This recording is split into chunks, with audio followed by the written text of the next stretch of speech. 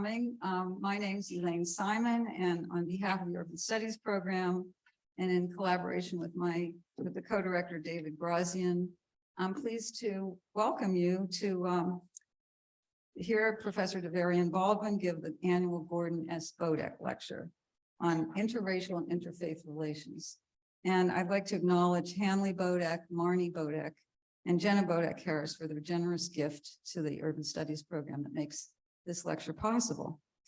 Davarian Baldwin is the Paul E. Raether Distinguished Professor of American Studies and founding director of the Smart Cities Research Lab at Trinity College. His work examines the landscape of global cities through the lens of the African diaspora. And among the books that he's written include Chicago's New Negroes, Modernity, The Great Migration, and Black Urban Life, and soon to be out, Land of Darkness, Chicago and the Making of Race in Modern America. Baldwin is also developing a digital video-based Black intellectual oral history project for both archival documentation and important stories and virtual mentorship to younger scholars. And his research, writing, and commentary has been featured in numerous news outlets, including recent articles, Why Should We Abolish Campus Police? And Higher Education Has a Tax Problem and It's Hurting Local Communities. For this lecture, Baldwin draws on his recent book, In the Shadow of the Ivory Tower, How Universities Are Plundering Our Cities. The title of the lecture, From the Black Bottom to University City, What Happens When Your Community Becomes a Campus, speaks to various constituencies in Philadelphia with whom he has worked directly, and to many of us in the audience for whom this topic is a lived reality. For the past several years, we've aligned this lecture with the Urban Studies course, The City, which focuses on critical urban issues through the lens of the series, The Wire. Michael Nairn and Nina Johnson, who teach that class, included Davarian Baldwin's book, as In the Shadow of the Ivory Tower, as it relates to a section of their course on residential segregation and the case for abolition. He met with their students earlier today, and it was a really great opportunity for them to hear from him. And I think they were quite inspired by your comments and answers to their question. So please join me in welcoming Professor Davarian Baldwin. Thank you.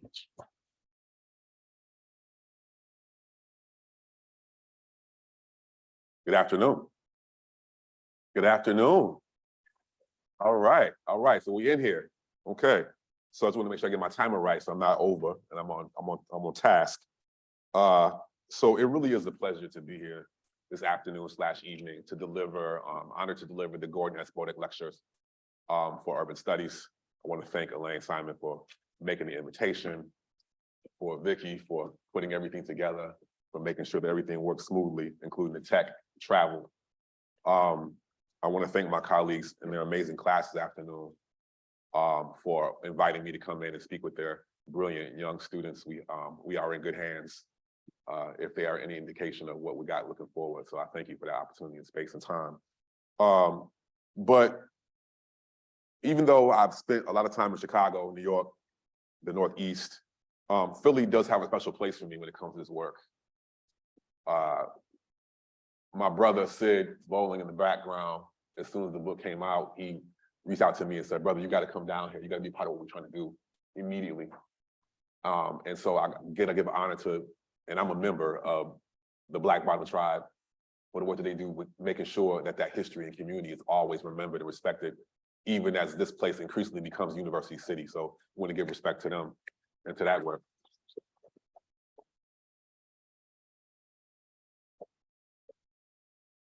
I have old friends here and new, including Provost John Jackson. We go back 20 years. Kayra Drake, Crystal Strong, new friends, AUP at Penn, Penn for Pilots, and we can't forget the Save UC Townhomes Coalition. Respect for them as well.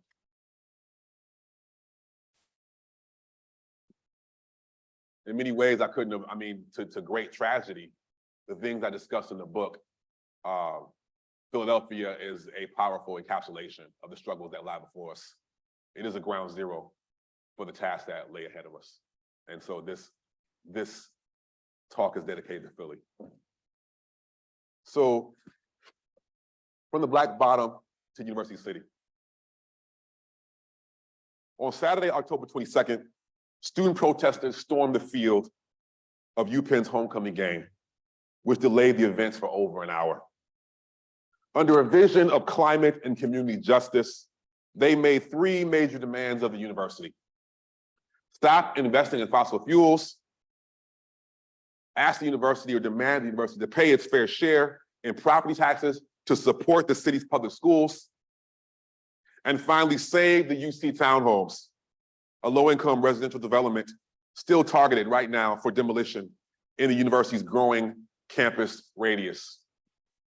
And to be clear, this protest did not come out of nowhere, but was the culmination of years, a series of actions of community justice, especially around the issues of tax equity and residential displacement that go as far back as at least 1969.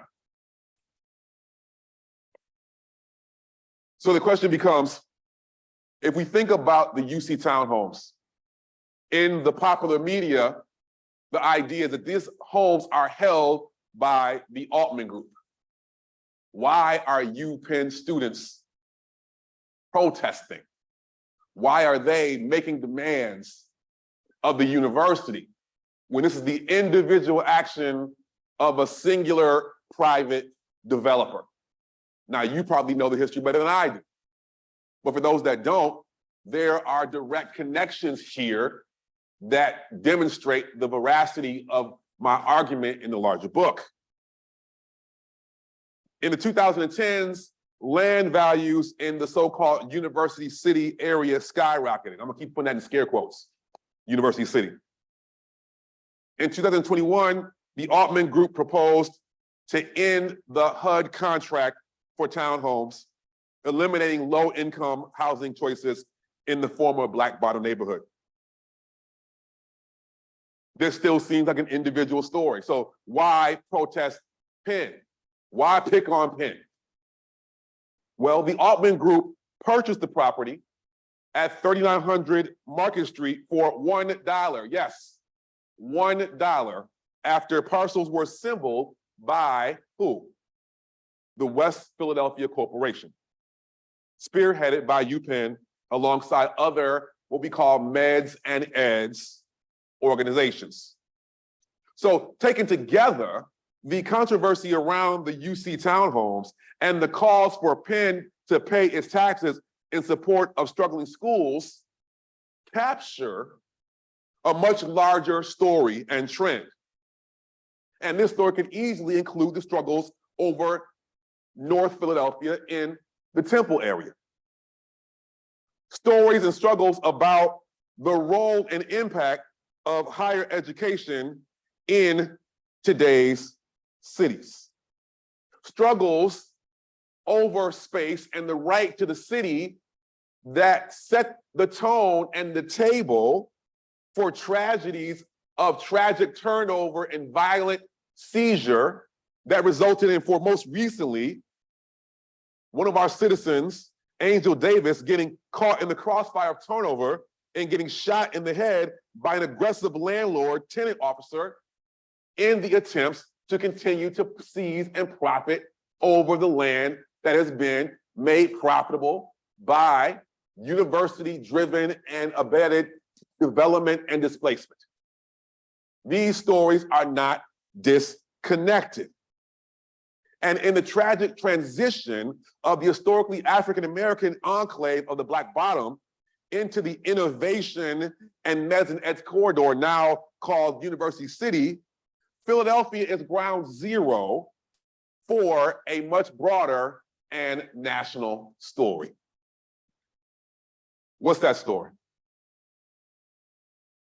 The University of Southern California is the largest private employer in Los Angeles County. Yes, a university. Columbia and New York University are two of the largest landholders on the island of Manhattan, so large that at one point they were number 2 and 3, only behind the Catholic Church. The University of Chicago fields one of the largest private security forces in the world, only behind the Vatican, with jurisdiction over 50,000 non-student residents on that city's south side. Why? How did we get here? The idea here is that colleges and universities in the main bring ideas and people together and generate, and you're gonna hear this word over and over again, generate new innovations. Heard that phrase before? The innovation district, Pennovation, innovation districts, innovation corridors, innovation labs, innovation as economic engine and driver, innovation, innovation, innovation, right? A catchword that means everything and nothing. So the idea here is that colleges and universities bring people and ideas together and generate new innovations. And in this process, we have also seen higher education's growing control over the economic development and political governance of urban America, or what I call universities. In the process, colleges and universities have become big business. And our cities, they're company towns. But there was a cost for those living in the shadow of these ivory towers. What are some of them? Number one, campus expansions also raise housing costs and displace residents in the neighborhoods of color that largely surround campuses. Higher education's broad control over labor, not just in campus enclaves, but as the largest employers in whole cities. This status can lower wage ceilings because these institutions generally suppress collective bargaining efforts. Nonprofit university medical centers emphasize profitable boutique services, cancer research, plastic surgery, high-profile design, or prioritize student services to the detriment of indigent care, which is a precondition for their tax-exempt status. But they self-report. They get to self-report their indigent care. You wonder how that works out.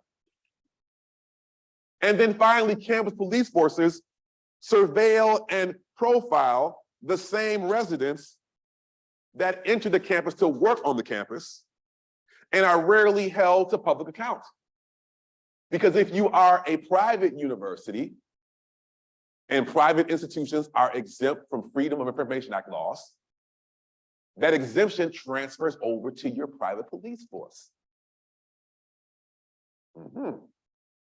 More about that later. So even if schools don't hold all of this power, we are witnessing greater swaths of our cities being turned into a campus. How does this happen? At mid-century, cities went through a vast and dynamic transformation through the process of Black and brown in-migration at the same time that we had massive white exodus to suburbs. It's called white flight, but white people weren't fleeing anything. Capital had left cities and white people were the only ones that were allowed to follow. So while white flight is a wonderful alliterative phrasing, it's a bit misleading. They were able to go. They were able to follow. Black and brown folk weren't able to follow. And at the same time, schools wanted to leave, but were too big to be nimble. In almost every history of an urban campus, you will find a moment where they were considering moving to the suburbs. Despite what they tell you, them, we are an urban citizen. Always have been. Well, check your records. So this whole period of white exodus and Black and brown immigration with the dismantling of the capital base, the financial base of cities, was dubbed the urban crisis. So when schools were not nimble enough to follow capital, instead they became the friendly face of urban renewal. Here on the screen, you have an image of the proposed gymnasium that was supposed to be sited in the public Morningside Park in Harlem. The plan by Columbia University was that the top of the hill that led to Columbia would be open or available doors for Columbia students, and the door at the bottom of the hill was supposed to be for Harlem residents, with Harlem residents having limited and protracted time and space in this so-called public-private gymnasium.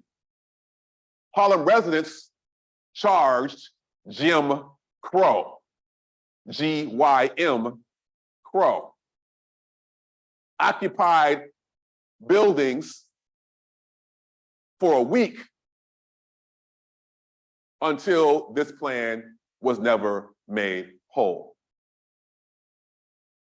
But they weren't alone in these efforts, and sometimes in the successes.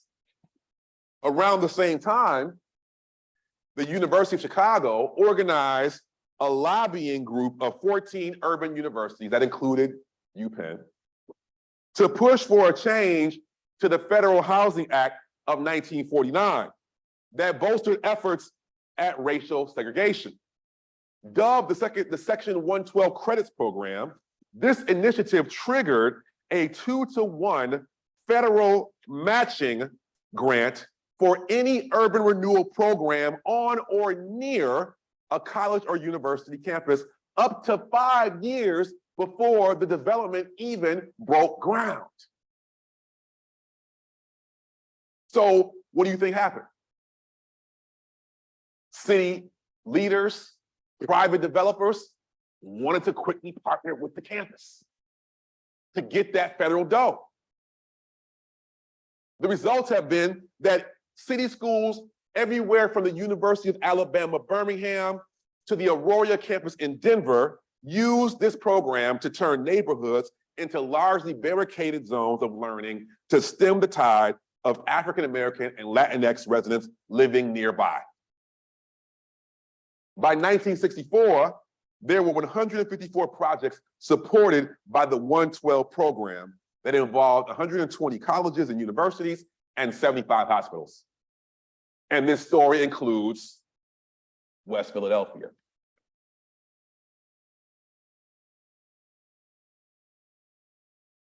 In 1959, and I know some of you here were here for this and you know better than I do. In 1959, UPenn forms the West Philadelphia Corporation with Drexel, Presbyterian Hospital, and other neighborhood institutions. By 1966-67, the WPC used urban renewal policy, the 112 Credits Program, to displace nearly 600 mostly Black families from the Black Bottom neighborhood. We know Dr. Walter Palmer can tell us stories about Black folks still being in their homes as the bulldozers came and displaced these families, right?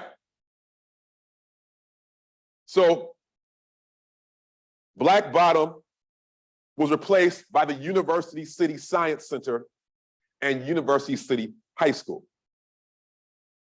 By 1969, Penn students supported by community members and others staged a sit-in to protest WPC actions. The resulting quadripartite commission formed to resolve disputes and resolve affordable housing plan for Unit 3 that you have on the screen. After fierce battle and contestation, by 1970, Penn, Drexel Presbyterian Hospital, and the Science Center agreed. They agreed to follow QPC recommendations with scattered site affordable housing throughout the area. What area is this? What area is this today? UC, University City. Supposed to have scattered site affordable housing throughout the area based on an agreement that was never followed through, never honored. This is the legacy. This is your inheritance. And this history has had a powerful resonance in the present, a story to which we will again return. But in the broadest sense, these both federal and local policies created a landscape of largely white ivory tower prosperity sitting in a sea of Black and brown poverty, that shaped urban landscapes for decades up to the present. So flash forward after this moment of chosen, of targeted investment in the midst of divestment. Cities are seen as no-go zones in the larger sense. But by the 1990s, we start witnessing a renewed interest in urban life. After decades of urban divestment, the children or the grandchildren of suburban sprawl, young professionals and empty nesters began powering and it was called this Back to the City movement. I was a part of this in 1993, moving to New York City under Rudolph Giuliani. I know this story very well. Cities began competing for young professionals and empty nesters to bolster the tax base as they got tired of suburban homogeneity. And it was precisely the commercial amenities of concerts, coffee shops, foot traffic congestion, fully wired networking, university life, that were marked as a desirable urban experience for these returnees, these young urbanites. And so in this moment, universities got rebranded as anchor institutions. Brother Ira Huckabee knows a lot about this, right? Economic engines. At the same time, universities were facing significantly shrinking state contributions to higher education.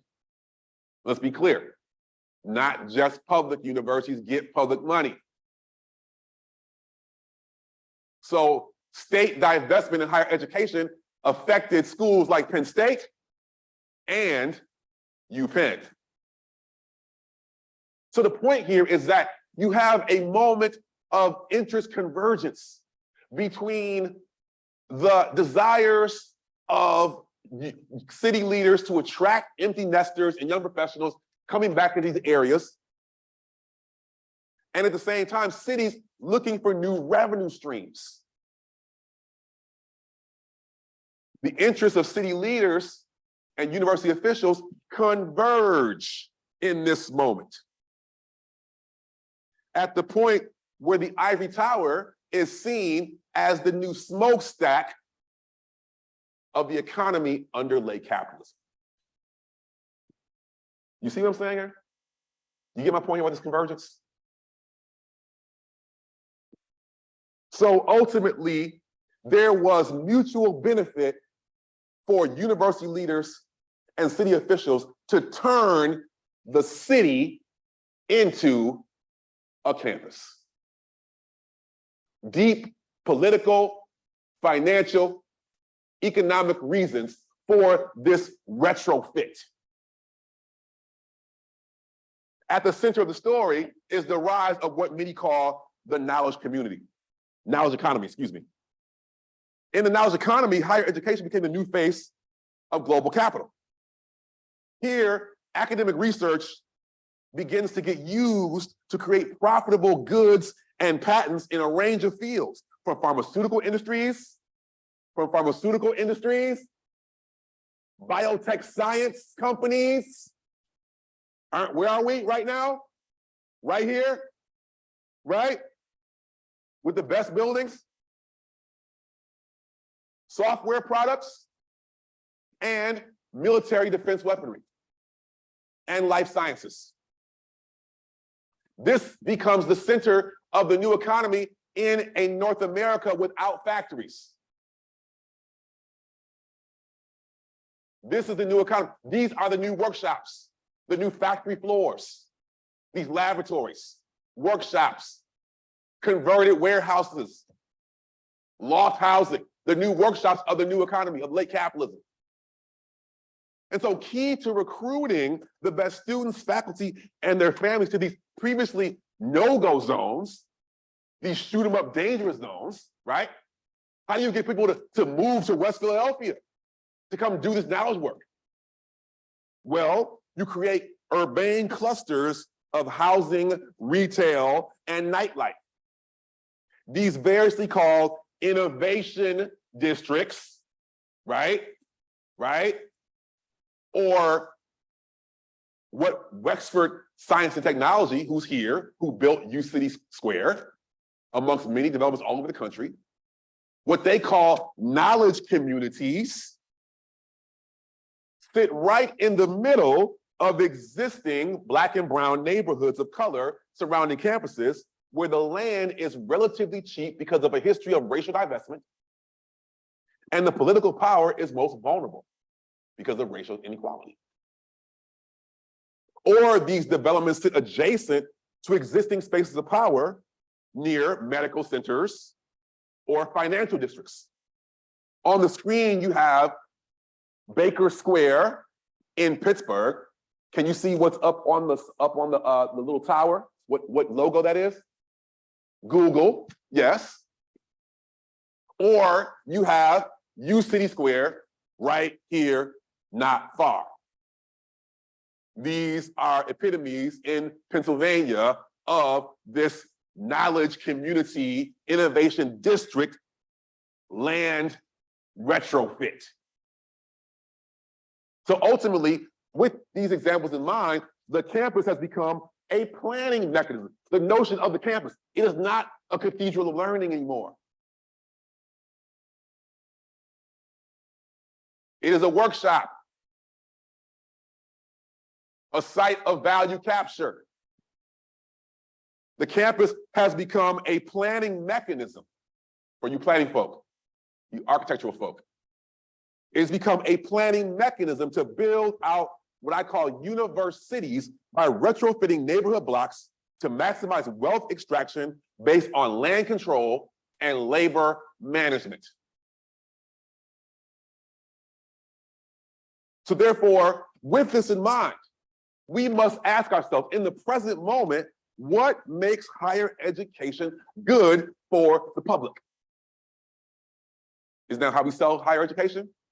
It serves a public good.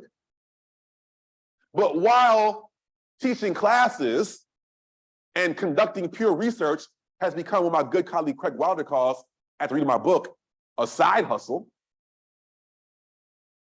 and all these other things are going on campuses, if this is what they're doing, land control, labor management, policing, privatization of healthcare and patents, within that realm, what makes higher education good for the public? You still with me? I see folks crossing their hands, looking sideways. I know we got a diverse group in the crowd, high and low. I know, I see you. It's all good. Now, do you agree? Do you see? Okay. So, we want to look at three key areas to ask the question, what good is higher education for the public? Land, labor, and policing. Off the top, we presume that schools are an inherent public good, most clearly marked by their 501c3 status as property tax exempt institutions. Property tax exempt. But this nonprofit designation is precisely what allows for an easier transfer of public dollars into higher education's private developments. Ultimately, education, the designation of educational institution has become a financial shelter for the institution and its private partners. You get what I'm saying? When you're putting private investments in bioscience, med tech, pharmaceuticals, health sciences on tax-exempt campus land, that reduces your overhead costs.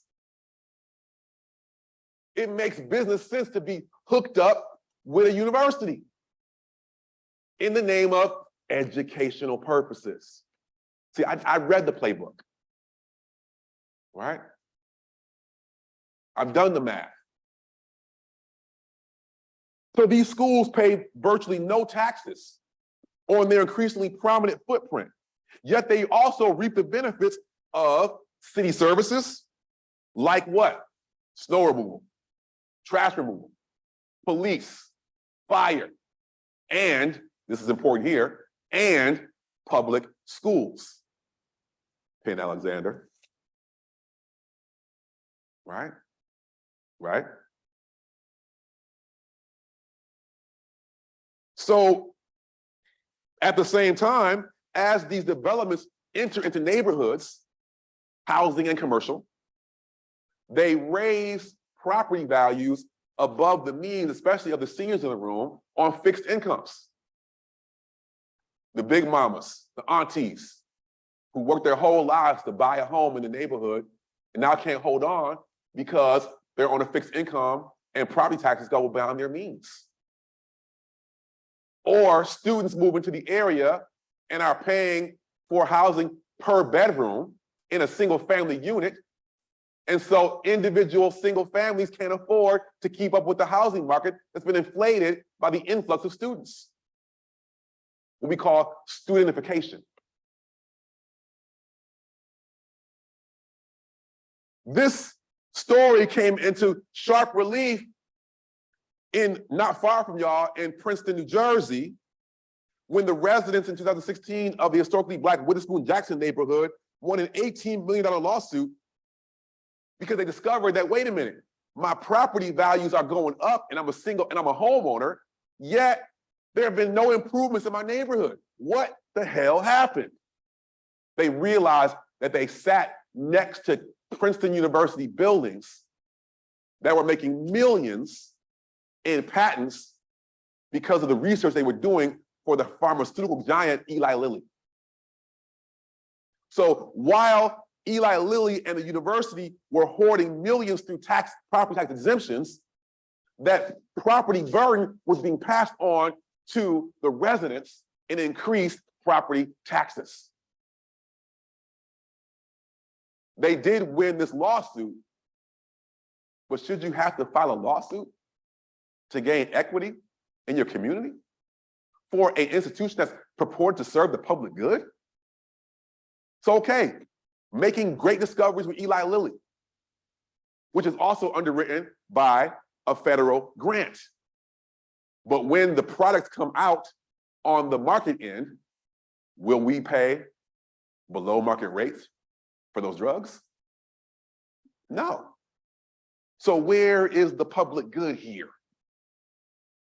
Or why doesn't the public good benefit the host communities? Is the other question.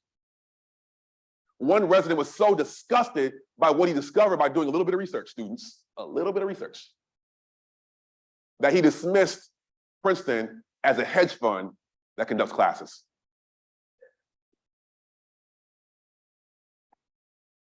And the story is not just Princeton, and it's not just elite Ivy League institutions. Arizona State University in Tempe, Arizona, realized it could lease its public land to the highest bidder. So today, the biggest private development in the state of Arizona, a State Farm Insurance regional headquarters, sits on the campus of ASU to benefit from the university's tax exemption. The university charges State Farm and other companies a slightly lower fee, takes that money, and is able to pay for things like a new football stadium and pay Herm Edwards an NFL-sized salary before he got fired, without the oversight of the state legislature. As I said to students earlier, that's gangster. Right? That's gangster. And it's not just land issues. Let's talk briefly about labor. We think about higher education labor, we think about people like me, well-dressed, lazy, faculty that do little and earn everything. That's a story we hear, right? Reality check. Over 70% of all instructional staff at universities are glorified gig workers, temporary workers, from the graduate students to the adjuncts to the contract faculty, 70%. But even, and this is made very clear in your brothers and sisters to the north at Temple, in the most recent labor struggle for graduate students who do much more of the teaching than tenure track faculty at like many universities across the country. But even if we get beyond the conversation around faculty, the biggest labor force on campuses are the Ivy Tower workers that clean your floors, that serve your food, that tend to the gardens and the grounds, that wash the linens. The low-wage labor force is the biggest community of workers on any campus, and they're largely Black, brown, working class, and women. And their salaries, because they only primarily work on a 9-month cycle, their wages are so low that many times they are still eligible for public assistance, even though they work a full-time job. Did you hear me? At a university of higher learning. And then when they do collective bargaining, when they do win the right to collective bargain, the university many times shifts to engage in a subcontract with a secondary company that is then exempt from the bargained agreement. And what this does, because universities are the biggest employers in their cities, like Penn and Drexel, that the wages that they pay or don't pay sets the wage ceiling for the entire low-wage labor market for the whole city. Right? This is not just an Ivy Tower conversation. The Ivy Tower is dead. Finally, campus police. What's the color code here? Yellow and red. What do they wear here? What's the color code? The different police that y'all have? Don't they all have like different, okay, whatever. So I thought I heard that. So most schools have campus police, 75%. Nearly all carry guns. And about 9 of 10 have arrest and patrol jurisdictions off campus. Off campus. And again, if they're private university police, they have public authority, a private police with public authority and no public oversight. Say it again. Private security force with public authority, they're sanctioned by the state, with no public oversight. Only reporting to the president and the board of trustees. Do not have to report their stops. And they police neighborhoods off campus and non-university affiliates. What's the idea? The idea is that these police in war-torn or violent neighborhoods serve as an additional layer of community public safety. But let's just look at the actual original and primary task of campus police. The primary task that would measure whether they're good enough to police our communities would be to see what's their primary, how well do they perform their primary function? What is their primary function? To police where? On campus. Y'all with me? Okay, this ain't a show. All right? All right? They're supposed to police campus. Let's look at what they do on campus. The biggest crimes on campus are what? Sexual violence, petty theft, and substance abuse. Campus police do a horrible job of that work. Some would say it's capacity. We need more police. Let's look at the record. It's intent. Because where do they over-police? In the neighborhoods surrounding the campus. While they provide criminal amnesty to the criminals on campus. Because what school wants to publicize that they have a campus full of white criminals? but they want to demonstrate that the communities around the campus are safe for business. That is the connective tissue here. Under police the campus to keep the consumers safe, students. Over police the communities to demonstrate that the neighborhoods are safe for investors. This policing model is not a mistake, it's by design.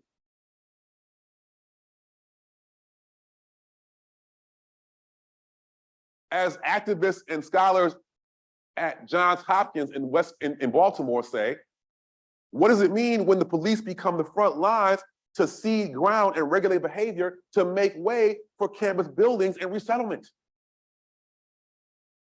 They are the front lines for university development, what I call the velvet hammer approach. First comes the police, then come the buildings. First, by regulating bodily and behavioral management, giving out noise violation tickets, loitering, right? Behavioral management, in alignment with the interests of who? The campus to come. Or the neighbors, but not always. But not always. Because there are many neighbors who complain about being racially profiled. And they talk about there being a two-tier policing system where a student and a resident commit the same infraction, but the student goes to see the dean of students and the resident goes through the criminal justice system. So if it is the neighbors, let's have equity. Why aren't students going to jail? It is really about policing. Jails should be full of students. Drugs, cocaine, sexual assault, petty theft. Why aren't they in jail? If we're going to have an equitable approach, let's be equitable. Because it's not fitting the business model. It doesn't fit the business model.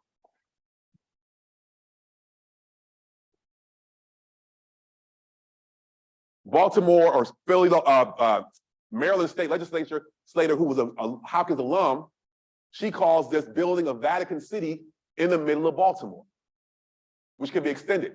So you have a hoarding of wealth and power on campuses that is then further governed by an independent police force whose focus is dictating and driven by the interests of the institution above the interests of public safety.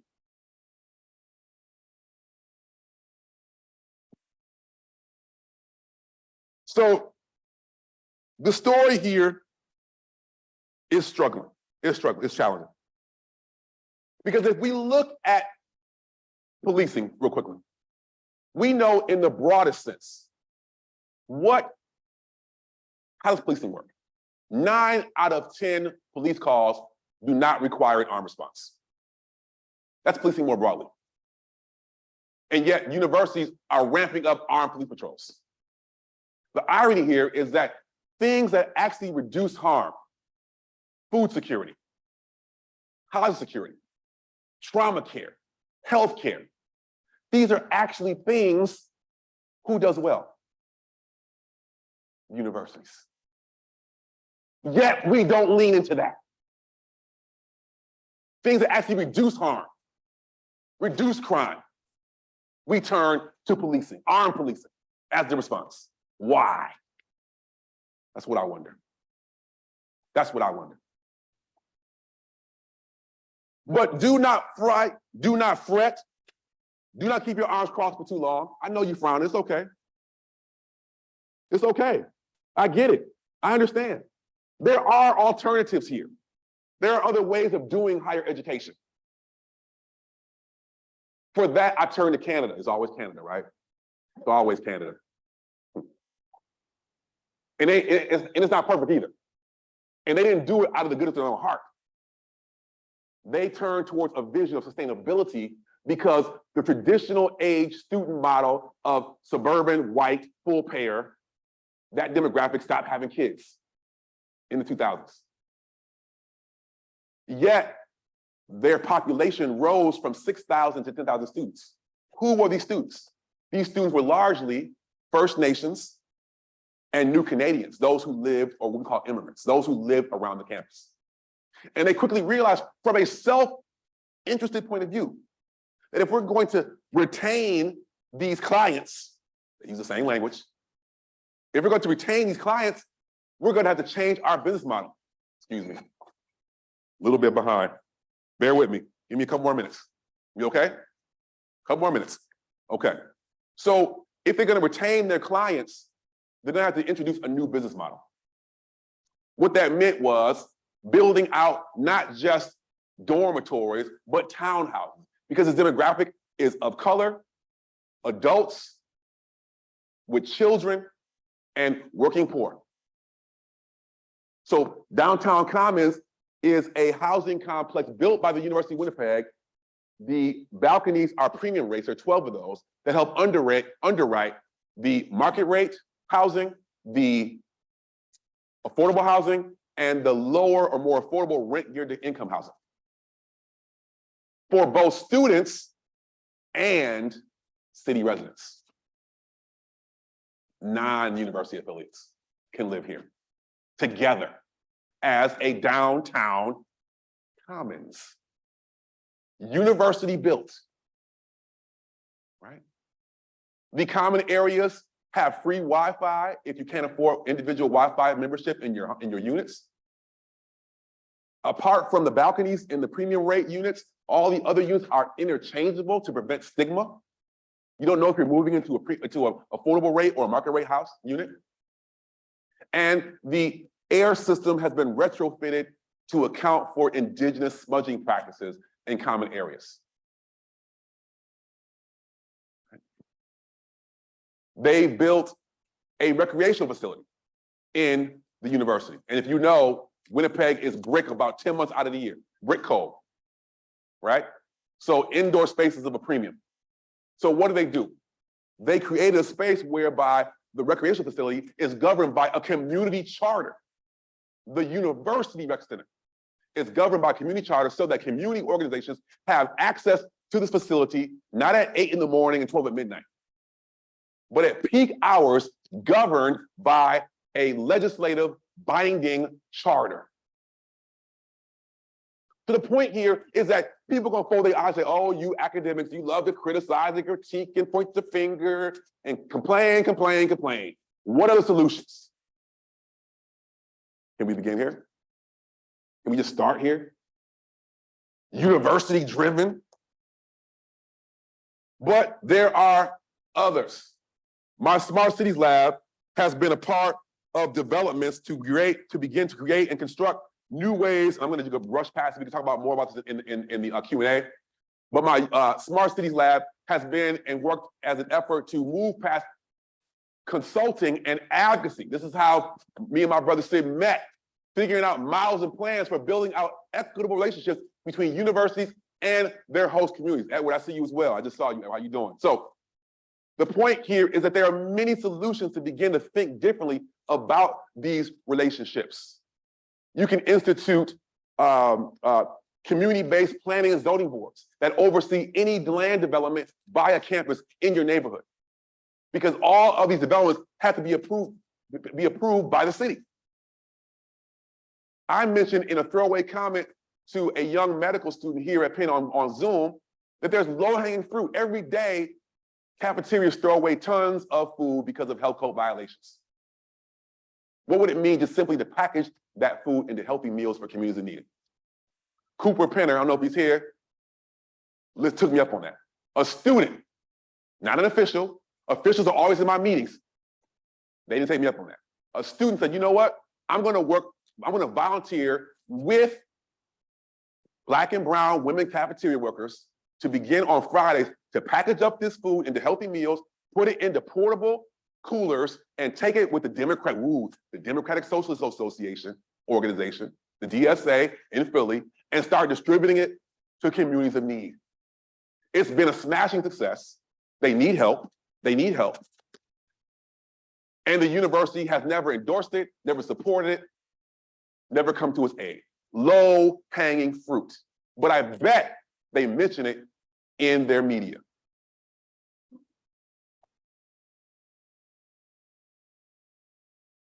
So the story here is that another university is possible. And there are tons, many examples that you can read about in my book. We can talk about it afterwards. I don't want to take up too much of your time. But the point here is that we must discard the dated myth of the schoolhouse.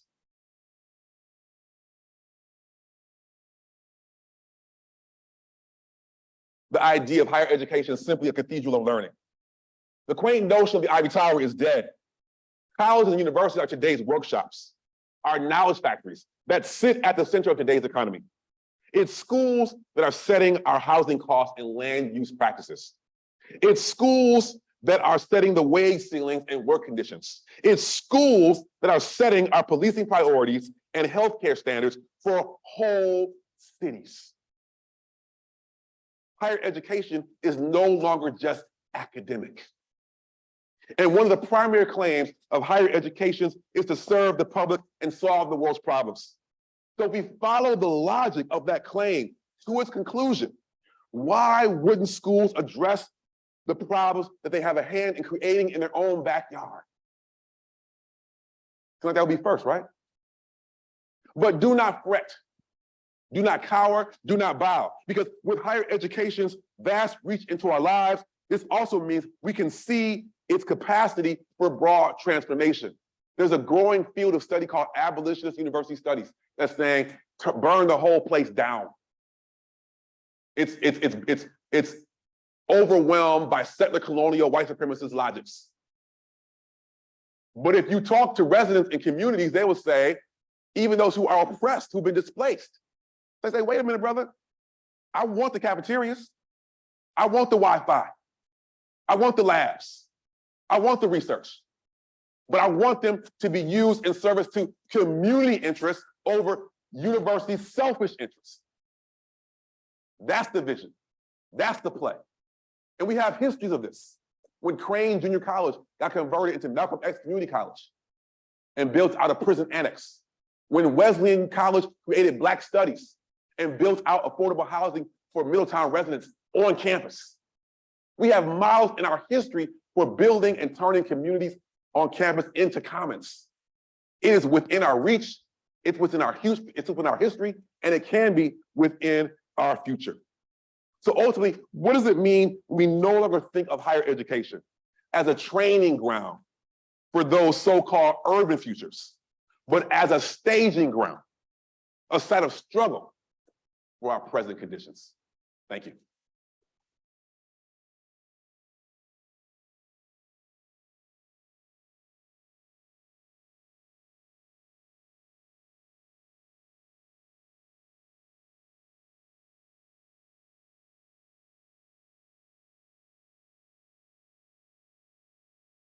I think we have a little bit of time for Q&A, if anybody has a cue.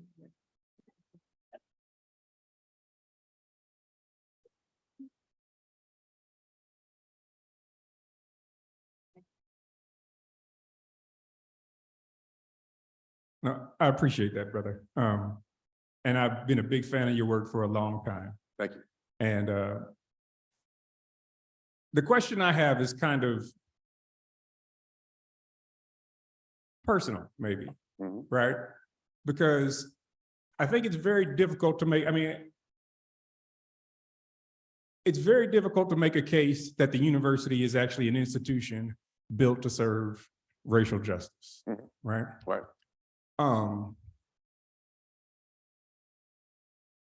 And I'm thinking of Matt Johnson's recent book on Michigan and its efforts to utilize racially inclusive sort of practices, but actually as sort of cover for reifying practices of exclusion, right? Racial justice as a ostensible sort of front for these other exclusive kind of practices.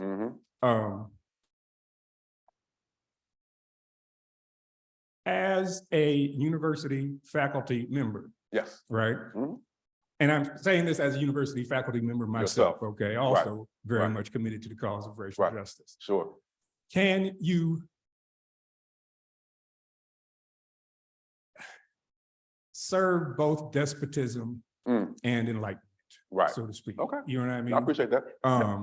That is to say that the work that you are doing here, right, very much is advocating for racial justice, but in doing so also reifies the strength of the university in its neoliberal kind of endeavors. Well, Its maybe. efforts to, Yeah, maybe. to sort of promote the building of these kind of bourgeois paradises, you know what I mean, so to speak, in forms of gentrification, whether that's also about things like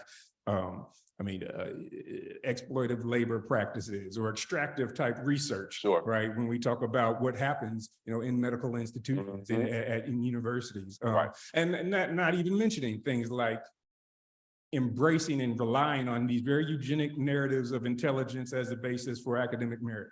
Yep. Right. Knowledge, racial inferiority. That's right. Sure. That's right. Very much rooted in these sort of practices that are central and centralized white supremacy. Yep. Right. That Yep. very much sort of what the university in some ways is very much based on. Right. How do you mitigate those tensions? Yeah. Right. That what you are doing in all the success and recognition that it gains effectively also serves these interests and purpose that run counter in many ways to the type of justice that you're advocating for? Okay, that's a great question. Thank you. So I look at it like this. Some of us are friends or fans of Karl Marx or people like him, right? Now, when Karl Marx was talking about destroying capitalism and working with workers, he talked about destroying the capitalist form. He didn't talk about destroying factories. His desire was saying, we want to control, we don't want to destroy, we want to control the means of production and retrofit those relationships in ways that benefit our interests. I see the university as no different. I see that, again, just what I just said at the end, we want the laboratories. We want the cafeterias.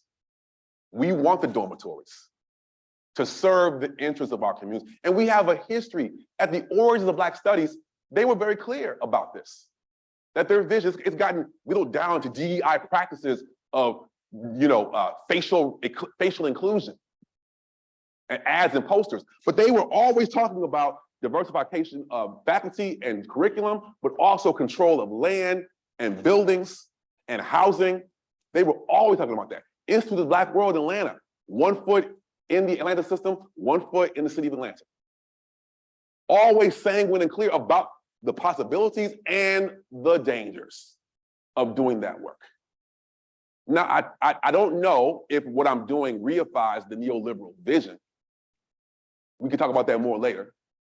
But there are no guarantees that it can't be co-opted.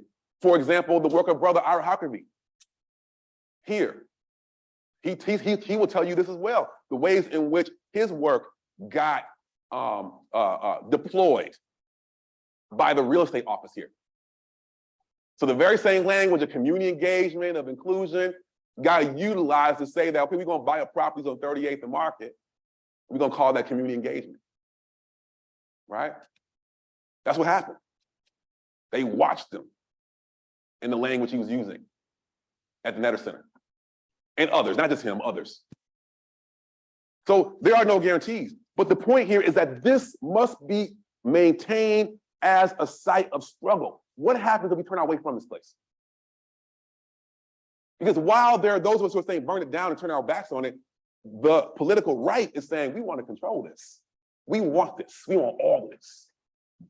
From the primary, from preschool up to higher education, from graduate school, we want all of this. So are we going to give them that? Are we going to concede that point? I would rather see this as a set of struggle than turn my back on it in disgust.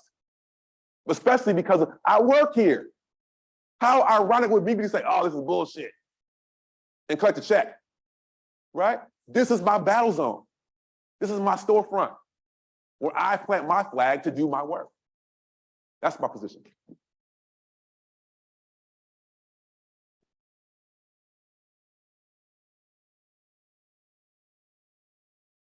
I have a question. How you doing today? How you doing?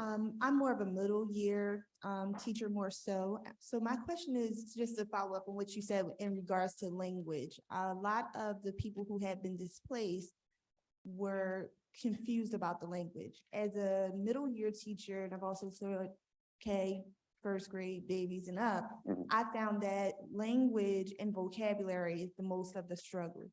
As these students now who are still in these K-12 Yeah. still have that problem with literacy, once they get to the age, and if they can afford to buy a property, how are these programs going to increase the vocabulary if it's a constant struggle? Because it's a struggle for me just talking to leadership Yeah. in regards to that lack of area to really increase and make sure that vocabulary is something that's used properly, and I'm more math than I am anything. Mhm. So with that just being the focal and making sure that we're using the right terminology, how can we really, in a large number, especially here in Philadelphia, where Right. this is the biggest population of public school students, Mhm. really detract from something like this happening consistently? Right, We So I just think- had Banksville too. right.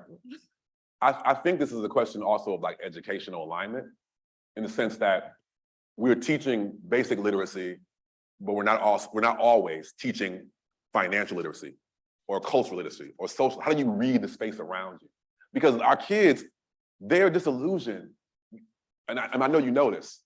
They're disillusioned by what they're learning in the classroom, how it doesn't at all align with what they see in the streets, right? And of course, you have to meet your mandates created by the state or the charter school or wherever you teach, right? So there's a misalignment between what's needed and what we are required to instruct. And so I agree with you, there does need to be greater literacy. But at the same time, for example, financial literacy doesn't mean we need to have a nation of homeowners, right? So like having 10 more Black millionaires is not gonna save us, for example, or 10 more white millionaires, just to be clear, right? It's not gonna save us. What are the conditions under which we are struggling? And I've learned in non-formal educational settings, having these conversations with young people, they light up because it's what they see in the street. It's what they see at home. And so I agree with you. We need to figure, and I'm not a pedagogical scholar.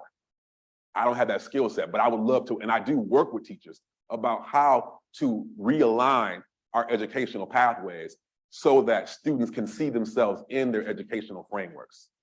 And I agree with you, we do need a different kind of literacy. Because currently, students are opting out. We want to say, oh, they're disrespectful, they don't listen. We're not reaching them. We're not speaking to them in the way that they understand. The summer of 2020, we saw kids were in the streets because it spoke to them. How do we convert that into a curriculum? So yes.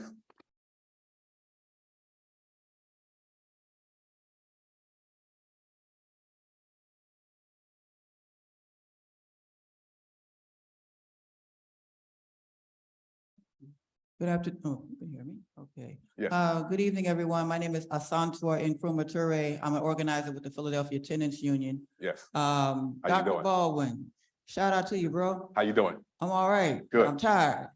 I heard We're out that. here organizing, my friend here and I, we've been organizing against gentrifiers and colonizers for the past 8 days when a landlord-tenant officer Yep. shot Yep. Angel Davis. Mhm. Interesting connection with that, though, is University of Pennsylvania. The founder and CEO of Olden Properties, who owns that apartment complex, Yeah. went to Wharton, Mhm. graduated from Wharton. Mhm. One or two of the folks who own the 76ers basketball team that wants to impose a new arena in Chinatown Right. also went to Wharton. Yep. So what does University of Penn turn out over here? Yep. What they doing up Yeah. in here, Right. right? What's the product What's the product? on the factory line? Good question. Because now we're talking about real people's lives. Mhm. Yep. And how the city of Philadelphia has had a racket where you can be an attorney in landlord-tenant court and hire some, mercenary to go serve an eviction Right. in a complex. Yep. And then get shot. Mhm. But can't nobody tell you the name of that officer that shot her because he was a private contractor. Right. That's messed up. Mhm. But anyway. I agree. No, thank you. And this becomes a question. I love the question. The original question is like, well, if these institutions are serving the public good, what product are they churning out on the factory line? How are they serving the public good? Towards what end? Is it just about wealth accumulation? Is that the symbol of prosperity and good? That we have more billionaires in another city? That our homes are valued at a higher, dollar per square foot? Is that the way we're measuring value around here? So we need a different university model. And as I was saying earlier, these models can actually be found in Black studies, and not just because I'm Black, right? But young people, 17, 18, 21, 25, building out higher education models that were collective, cooperative, education literate, economically literate, that included curriculum, housing, political education, foreign affairs. Those folks got destroyed, killed for having audacity to have a vision. And we sit on that hallowed ground right now. I'll say it again, the very prosperity that we brag about in these medical buildings and science towers is only possible because of the demolition and displacement of Black and brown people throughout the last 50, 60 years. It wouldn't be possible without it. Yeah, you're right. You're right.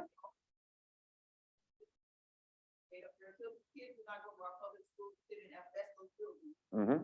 Yeah, we got a young Black man in the front man. Right. Trying to sell us an arena. Right. When they promised Camden, New Jersey, Mm-hmm. over 200 jobs, but Right. only 11 Camden, New Jersey residents got to the jobs in that city.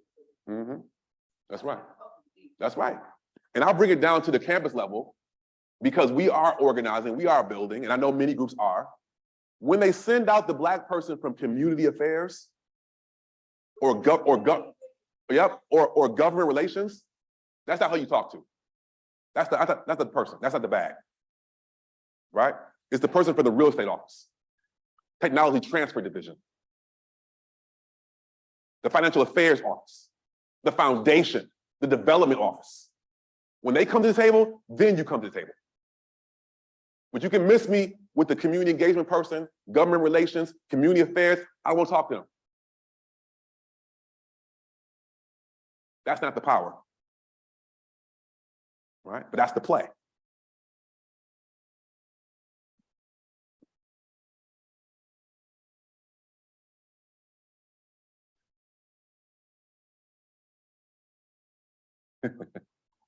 Yeah. Yeah.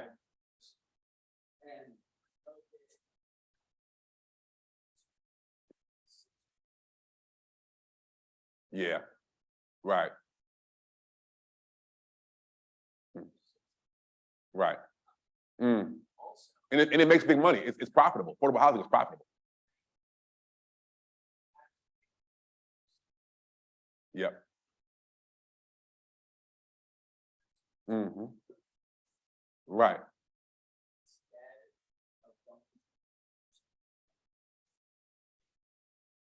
Mm. Yeah. Well, actually, here in Philadelphia, I've done both.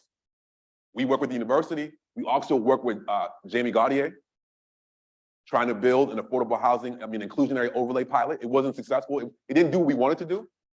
But I'll tell you what, it was effective because it demonstrated the rancor of the real estate sector in the city.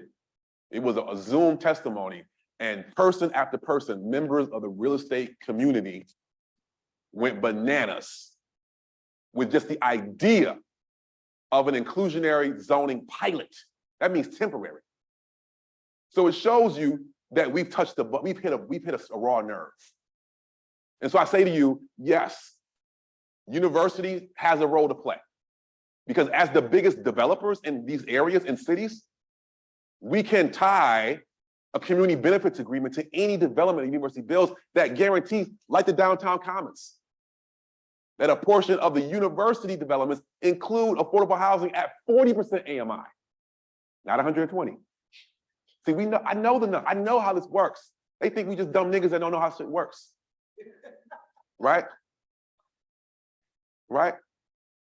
I have financial literacy. I understand urban planning. Right? So yes, to your point, we need to tackle and address multi-pronged approach. government, non-governmental actors, universities, community groups, all layers of influence. Yes. Bring it to a close. I want to thank you all for coming. Thank you to Thank you. Davarian, Baldwin for laying it all out there. And, you know, stay tuned for, Thank you.